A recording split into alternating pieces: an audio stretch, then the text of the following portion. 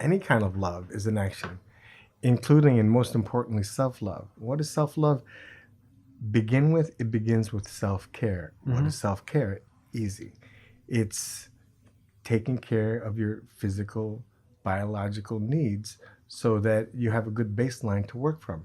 One of the acronyms, one of the many irritating acronyms in recovery is HALT, HALT.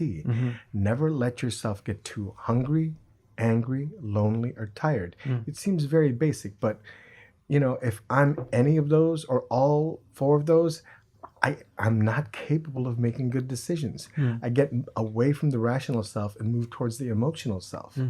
So I make sure that I eat regularly. That's the hungry part. You'd think it would be easy, but I suffered sometimes from workaholism, where working and making money seemed to be the most important thing, and I would skip meals or forget to eat, and that led to there's a word actually, hangry, HANGRY, that went into the dictionary a few years ago to recognize that if you don't eat, you can get quite cranky, and so yeah, that's the hungry, which leads you to angry, hungry, angry, right?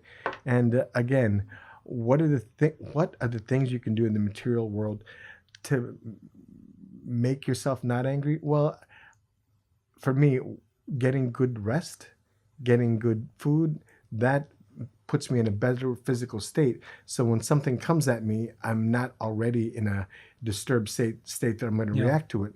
So I make sure that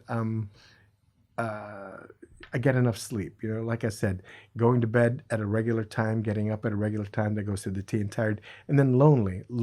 I've been the kind of guy that could be lonely in a room full of people. Yeah.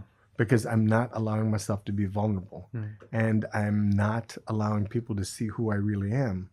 And I think that's where they say that the opposite of addiction is connection, right? I think I actually heard that from you. That's a Nassim quote, everyone. From Kiss in Melbourne. Yeah. But, being vulnerable first allows other people to be vulnerable in your presence, right? Being honest first allows people to be honest in your presence.